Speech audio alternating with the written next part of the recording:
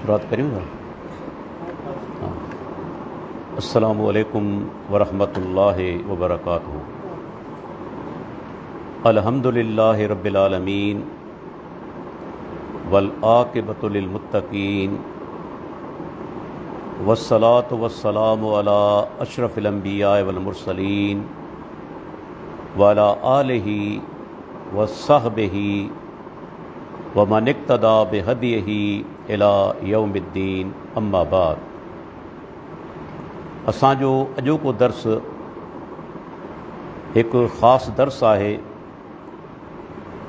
छो त अल्हम्दुलिल्लाह अॼु असांजे मुल्क पाकिस्तान में वॾे तादाद में माण्हू एतिकाफ़ में वेही चुका आहिनि। एतिकाफ़ हिकु इबादत आहे ऐं इबादत जे बारे में शरीयत जो उसूल आहे त का बि शइ पंहिंजी मर्ज़ी सां कोन थींदी। इबादत तौक़ीफ़ी अमर आहे, माना जंहिंजे अंदरि राय जो को दख़ल कोन्हे, या अल्लाह जो कलाम या अल्लाह जे प्यारे पैगम्बर फ़रमान, इहे ॿ शयूं हुज्जत आहिनि। त एतिकाफ़ जा कहिड़ा अहकाम आहिनि, कहिड़ा कम करणु घुरिजनि, कहिड़ा कम न करणु घुरिजनि, इन जे बारे में हर मुसलमान ते जेको एतिकाफ़ में वेहे थो इंतहाई लाज़िम आहे उनजो इल्मु हासिलु करणु। एतिकाफ़ जी लुग़वी माना आहे कंहिं शइ ते पंहिंजो पाण खे रोकणु ऐं उन ते क़ाइमु रहणु, इहा उनजी लुग़वी माना आहे। ऐं शरई इस्तिलाह में एतिकाफ़ चइबो आहे अल्लाह ताला जी रिज़ा ऐं अल्लाह जो तक़र्रुब इन जी नीयत सां मस्जिद में मख़सूस तरीक़े सां कुझु वक़्तु तरसणु, इहा उन जी शरई माना आहे। इन जो वॾो फ़ाइदो कहिड़ो आहे? सभ खां पहिरीं त अल्लाह जे रसूल जी सुन्नत आहे। सैयदा आयशा रज़ी अल्लाह अन्हा फ़रमाए थी त पाण सॻोरा हर साल रमज़ान जे आख़िरी अशरे में एतिकाफ़ में वेंदा हुआ। जंहिं साल पाण वफ़ात कनि था उन ई साल अल्लाह जे रसूल 20 ॾींहं एतिकाफ़ कयो। उम्मुल मोमिनीन चवे थी त अल्लाह जे रसूल जी वफ़ात खां पोइ अज़वाज मुतहरात बि एतिकाफ़ में वेठियूं। इन मां हिकिड़ो नुक़्तो साबित थियो त औरतूं बि एतिकाफ़ करे सघनि थियूं, छो त इबादत आहे ऐं सवाब जी ज़रूरत औरतुनि खे बि आहे जीअं मर्दनि खे आहे। तंहिंजे करे औरतूं बि एतिकाफ़ करे सघनि थियूं। सिर्फ़ु उन जे लाइ हिकिड़ो शर्त ज़रूरी आहे त एतिकाफ़ औरत सिर्फ़ु मस्जिद में कंदी, मर्द बि मस्जिद में कंदा, औरत बि मस्जिद में कंदी। छो त अल्लाह ताला सूरह अल-बक़रा जी आयत नंबर 187 में फ़रमाए थो वला तुबाशिरुहुन्न व अंतुम आकिफून फिल मसाजिद। तव्हां औरतुनि सां मुबाशरत न करियो जॾहिं तव्हां मस्जिदनि में एतिकाफ़ जे लाइ वेठल हुजो। हाणे ही क़ुरान जी आयत दलील आहे त एतिकाफ़ थींदो ई मस्जिद में आहे। इहो नुक़्तो ज़हन में विहारे छॾियो, एतिकाफ़ मस्जिद खां ॿाहिरि थींदो ई न आहे। एतिकाफ़ जो तालुक़ ई मस्जिद सां आहे। जॾहिं अल्लाह ताला फ़रमाए छॾियो अल मसाजिद, त माना ॻाल्हि क्लियर थी वई, वाज़े थी वई त एतिकाफ़ जो तालुक़ मस्जिद सां आहे। औरत घर में एतिकाफ़ नथी वेही सघे। जेकॾहिं मस्जिद में नथी अचे, भई एतिकाफ़ फ़र्ज़ु कोन्हे, सुन्नत आहे। अमल कंदो सवाब आहे, नथो करे त गुनाहगार कोन्हे। लेकिन मस्जिद में नथी अचे, वरी घर में वही एतकाफ़ करे, उन जो को दलील न आहे, न अल्लाह जे रसूल खां, न सहाबा खां, न ताबईन तबो ताबईन खां, को दलील कोन्हे। बाज़ माण्हुनि फतवा ॾिनी आहे त औरत घर जे अंदरि जिते नमाज़ पढ़े थी उन खे जाइ बनाए एतकाफ़ जे लाइ। इहा सोच बिल्कुलु ग़लति आहे, क़ुरान हदीस जे ख़िलाफ़ु आहे। छाजे करे जो घर में असीं जेको टुकड़ो मख़सूस करियूं था जॻह नमाज़ लाइ, उन जो हुकुम मस्जिद जो कोन्हे। ॾिसो, मस्जिद में हर को माण्हू अची सघे थो, छा घर में हर माण्हू अची वञी सघंदो? मुमकिन ई कोन्हे। मस्जिद जे अंदरि तव्हां नापाकाई जी हालत में नथा अची सघो, जनाबत जी हालत में, औरत हैद ऐं निफ़ास जी हालत में। पर घर जे अंदरि त सभु को वञी सघे थो, भले नापाक हुजे, मने त उनखे कोन्हे। उन खां पोइ मस्जिद वक़्फ़ आहे, न हिन जो विकिरो थी सघे थो, न इहा शइ विरासत में मुंतक़िल थींदी, न इन खे हिबा करे सघिजे थो। लेकिन जंहिं घर में तव्हां वेठा आहियो, का जाइ तव्हां मख़सूस कई आहे, उन जो विकिरो बि थी सघे थो, उहा विरासत में मुंतक़िल बि थींदी, ऐं चाहियो त तव्हीं हिबा बि करे छॾियो। मालूम थियो त घर जे अंदरि जेका जॻह असां मख़सूस करियूं था, उन जो हुकुम मस्जिद वारो कोन्हे। तंहिंजे करे औरत मस्जिद में ई एतकाफ़ कंदी। उन जो दलील अल्लाह जे प्यारे पैगंबर जी घरवारियूं किथे एतकाफ़ कनि थियूं? मस्जिद में। अञा हिकिड़ो वॾो दलील, पाण सगुन जी हिकिड़ी घरवारी इस्तिहाज़ा जी हालत में आहे।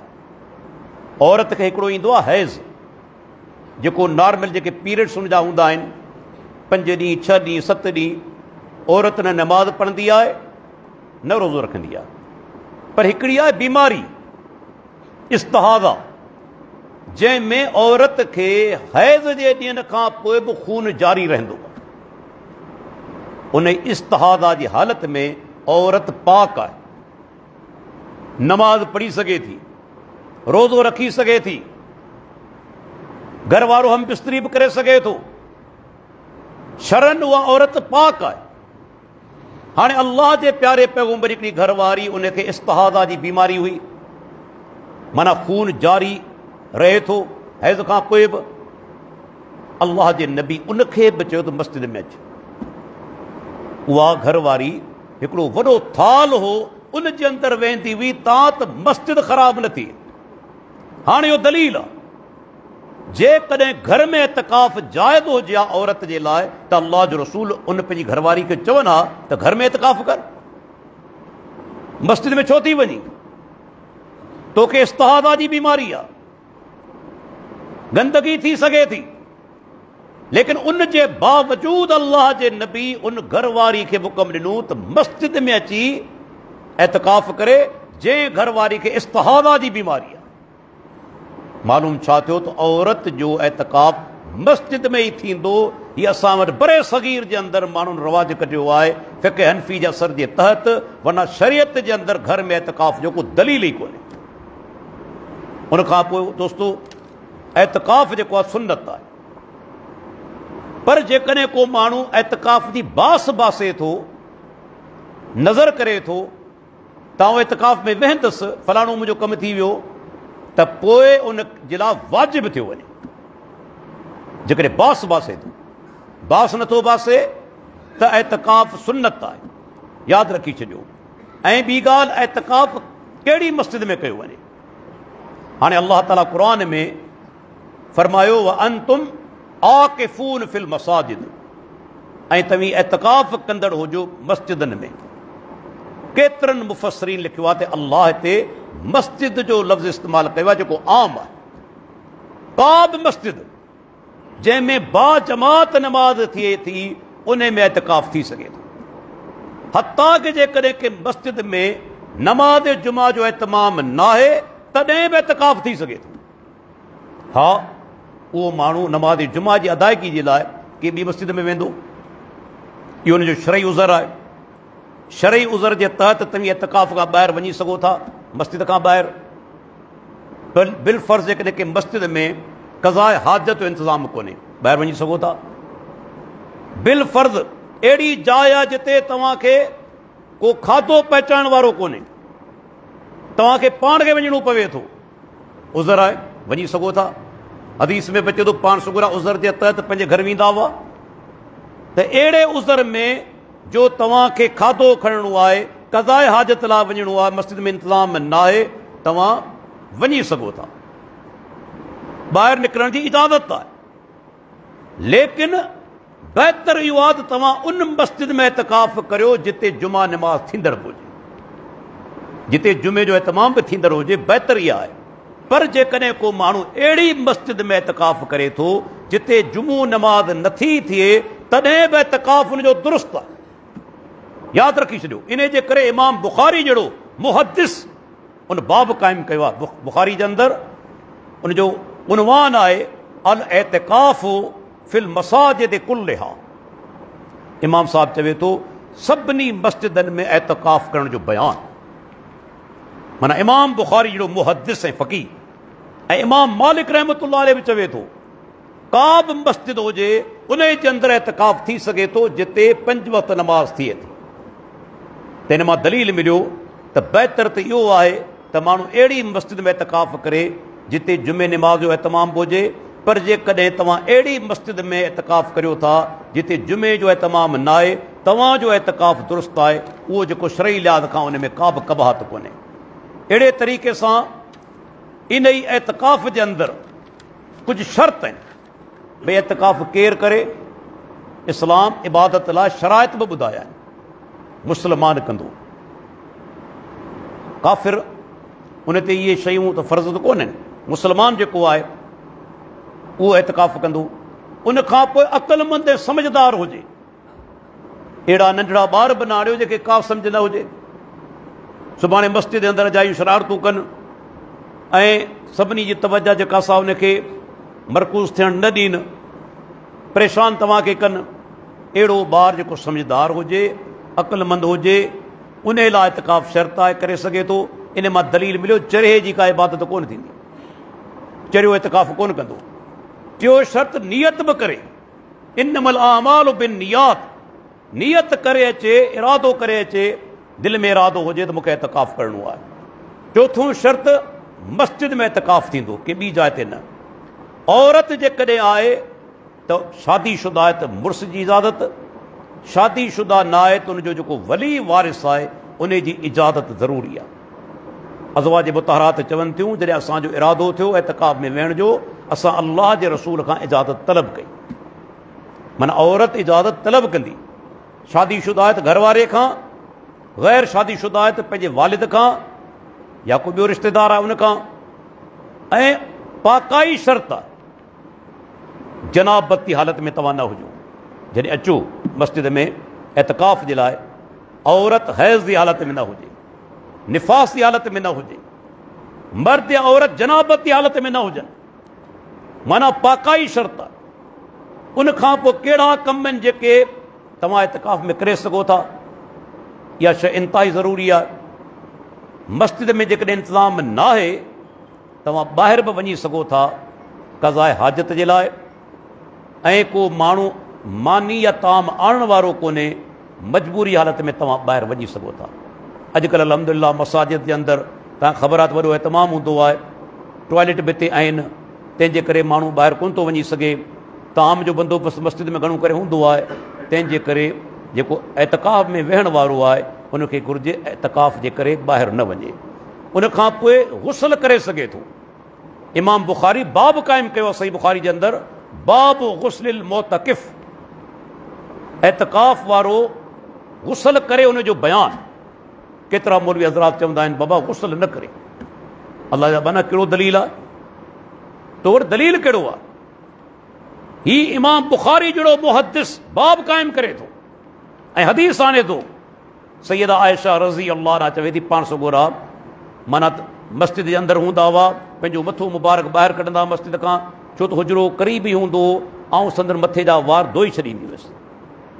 इमाम बुखारी जहिड़ो अज़ीम मुहदिस बाब क़ाइमु करे थो त गुस्ल करे सघे थो एतिकाफ़ में वेहण वारो। उन खां पोइ गुफ्तगू बि करे सघे थो।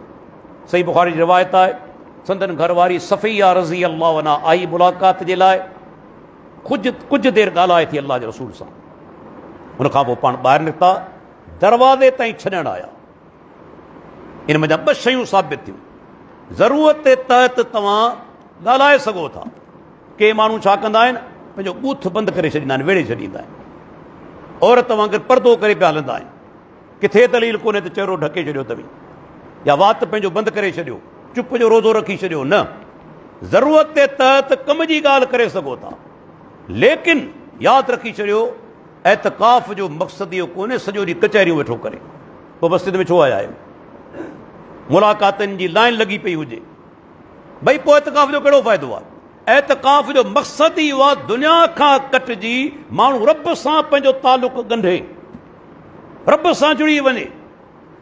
ज़्यादा खां ज़्यादा टाइम क़ुर जी तिलावत खे ॾे। यादि रखो, अज़कार खे ॾे जेके अल्लाह जे रसूल सेखारिया आहिनि। अल्लाह खां दुआऊं घुरे पंहिंजे लाइ, माइटनि लाइ, मुस्लमान भाइरनि जे लाइ। अल्लाह जे अॻियां तौबा करे पंहिंजे गुनाहनि जी, रब जे साम्हूं इस्तग़फ़ार करे पंहिंजे गुनाहनि जे लाइ। दीनी किताब गॾु खणी अचे, क़ुर जो मुतालो करे, तफ़ासीर जो मुतालो करे, अहादीस जो मुतालो करे, दीनी किताब जेके आम आहिनि तिन जो मुतालो करे।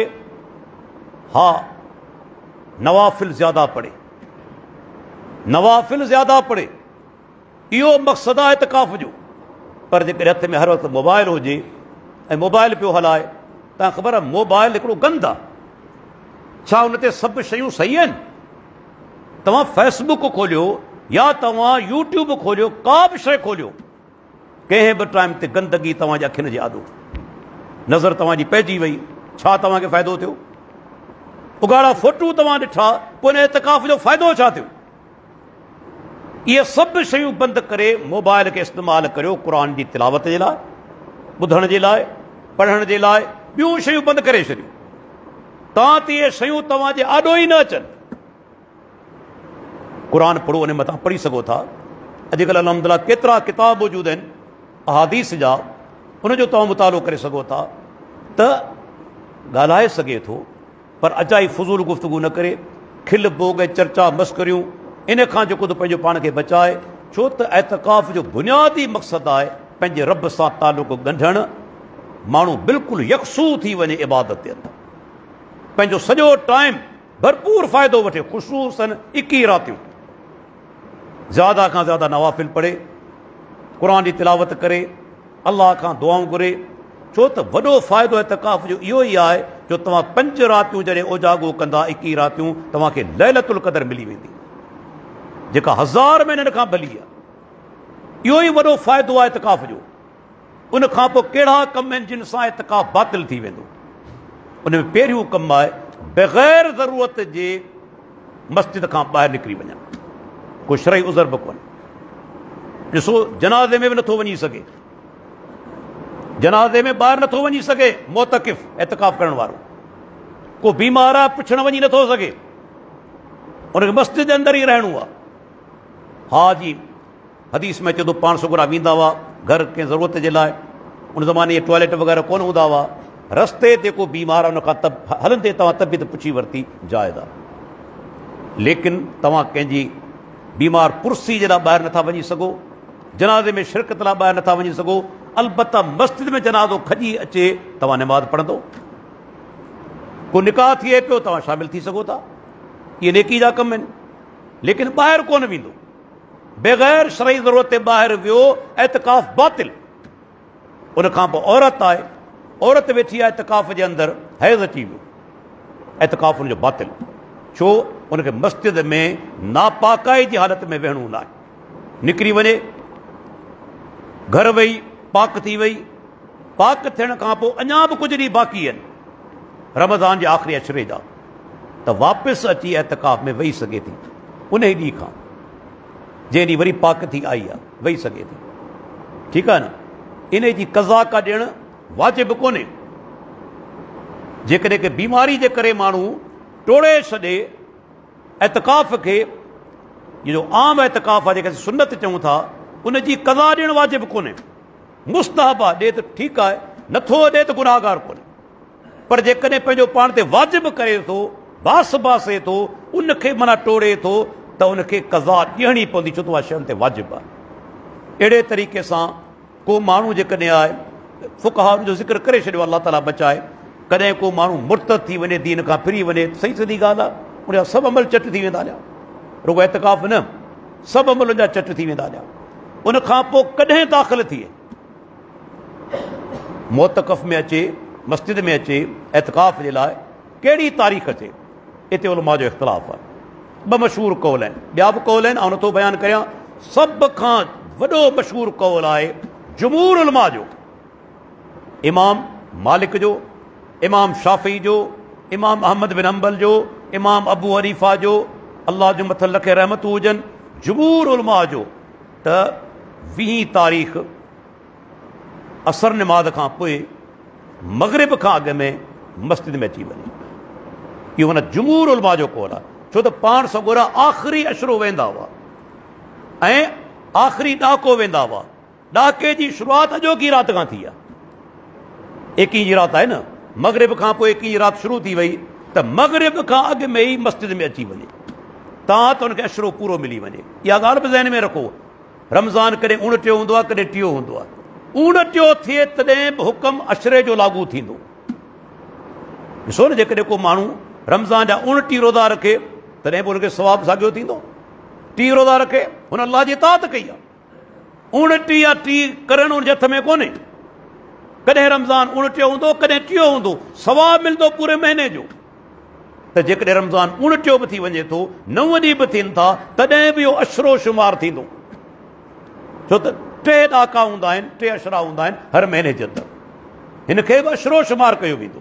तंहिंजे करे 21 जी राति अची वञे, इहो जमहूर उलमा जो कौल आहे। हा, ॿियो जेको कौल आहे उहा त 20 तारीख़ फजर निमाज़ पढ़ी अची मस्जिद में वेही रहे, छो त सही बुख़ारी जी हदीस आहे त रसूलुल्लाह सल्लल्लाहु अलैहि वसल्लम जॾहिं एतिकाफ़ लाइ मस्जिद में दाख़िल थींदा हुआ, फजर पढ़ी मोतकफ़ माना जेका एतिकाफ़ लाइ तव्हीं जाइ ठाहियो था, उन मोतकफ़ जे अंदरि अची वेंदा हुआ। हाणे इन हदीस में तारीख़ जो ज़िक्र कोन्हे, वक़्त जो ज़िक्र आहे त फजर निमाज़ पढ़ी मोतकफ़ में वेंदा हुआ। हाणे उलमा जेके चवनि था त अची वञे 20 जी शाम से चवनि था 21 राति मस्जिद में ॿाहिरि वे, फजर निमाज़ पढ़ी अंदरि हलियो वञे, उन्हनि जो कौल इहो आहे। ऐं जेके चवनि था 20 तारीख़ फजर निमाज़ से अची वञे ऐं फजर निमाज़ पढ़ी एतिकाफ़ जे लाइ वेही रहे, इहो 8, 9, 10, 12 कलाक जेके सिन सिब एतिकाफ़ में शुमार थींदा। इहे 2 मशहूरु कौल आहिनि, पर पहिरियों कौल वधीक मशहूरु आहे त 21 जी राति खां अॻु में, सिज लथे खां अॻु में मस्जिद में अची वञे। बहरहाल असां वटि आम तौर ते इन ते अमल थींदो आहे। उनखां पोइ एतिकाफ़ जे लाइ रोज़ो शर्त आहे या न? के माण्हू चवनि था रोज़े खां सवाइ एतिकाफ़ नथो थिए, लेकिन इहा उन्हनि जी ॻाल्हि ग़लति आहे। रोज़े खां सवाइ बि एतिकाफ़ थियो वञे, उनजो दलील सही बुख़ारी जी हदीस आहे। सैयदुना उमर बिन ख़त्ताब रज़ी अल्लाह अन्हु हली आयो, चवण लॻो अल्लाह जा रसूल, मूं जाहिलियत जे दौर में बास बासी हुई त मस्जिद हराम जे अंदरि 1 राति जो एतिकाफ़ कंदुसि। हाणे छा करियां? पाण फरमाईंदा औफ़ बि नज़रिक, पंहिंजी बास पूरी कर। जीअं अॻु में ज़िक्र करे चुको आहियां त एतिकाफ़ सुन्नत आहे, पर जेकॾहिं बास बासे थो त वाजिबु थियो वञे, माना इहा शइ वाजिबु थी चुकी हुई। पाण फरमाईंदा उमर पंहिंजी नज़र पूरी कर। हाणे इन हदीस में दलील आहे त सैयदुना उमर बिन ख़त्ताब राति जो एतिकाफ़ कयो, ऐं पाण सभु ॼाणूं था त राति जो रोज़ो कोन रखियो वेंदो आहे, राति जो रोज़ो कोन रखियो वेंदो आहे। माना इहो दलील आहे त बिना रोज़े जे बि एतिकाफ़ थी सघे थो। जेके माण्हू चवंदा रोज़ो हर सूरत में, उन्हनि खां तव्हीं सुवाल करियो।